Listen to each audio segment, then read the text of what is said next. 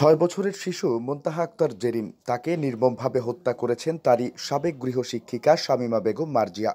মুনতাহার মরদেহ উদ্ধারের পর ঘাতক মার্জিয়ার ঘর মাটির সঙ্গে মিশিয়ে দিয়েছে বিক্ষুব্ধ জনতা। ঘরের জিনিসপত্র এদিক ওদিক ছড়িয়ে ছিটিয়ে রয়েছে। তবে সবার নজর তাদের ঘরের পাশে মরদেহ গুমের পার্শ্ববর্তী স্থানে পড়ে থাকা একটি আপেলকে কেন্দ্র করে। পুকুরের পাড়ে পড়ে থাকা আপেলের দিকে তাকিয়ে অনেকে আফসোস করেছিলেন আর মুনতাহাকে নিয়ে স্মৃতিচারণ করেছিলেন। সোমবার দুপুরে সিলেটের কানাইঘাট উপজেলার বীরদোল ভাড়ারিফোত গ্রামে গিয়ে এমন চিত্র দেখা গেছে। গত ৩ নভেম্বর নির্মমভাবে খুন করা হয় শিশু মুনতাহাকে। সে কানাইঘাট থানার বীরদোল ভাড়ারিফোত গ্রামের স্বামী মাহমুদের মেয়ে। মুনতাহাকে হত্যার পর প্রায় এক সপ্তাহ মরদেহ গুম করে রেখেছিল ঘাতকরা। এরপর রোববার ভোররাতে মুনতাহার বাড়ি থেকে মাত্র ১০ গজের মধ্যে পুকুর থেকে তার মরদেহ উদ্ধার হলে তোলপাড় শুরু হয় দেশ জুড়ে। স্থানীয়দের ভাষ্যমতে নিখোঁজ হওয়ার আগে বাবা স্বামী মাহমুদের সঙ্গে শেষবারের মতো গ্রামের একটি ওয়াজ মাহফিলে গিয়েছিল শিশু মুনতাহা। জোহরের ওয়াক্ত হওয়ায় মেয়েকে নিয়ে বাসায় ফিরে আসেন স্বামী মাহমুদ। বাসায় মেয়েকে রেখে তিনি চলে যান মসজিদে।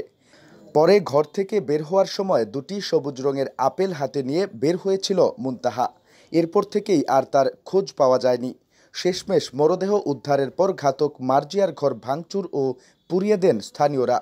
মুনতাহার বাবা স্বামী মাহমুদ বলেন, আমি এক হতভাগ্য বাবা। আমার মেয়েকে এভাবে মেরে ফেলবে এটা আমার চিন্তায় আসেনি। যে মেয়েটি মুনতাহাকে খুন করেছে সে মুনতাহাকে কয়েক মাস পড়িয়েছিল। সে যে এইরকম করবে এটা জানতাম না। আমার মেয়েটা আপেল নিয়ে ঘর থেকে বের হয়েছিল, সেটাও আমার মেয়ে খেতে পারেনি।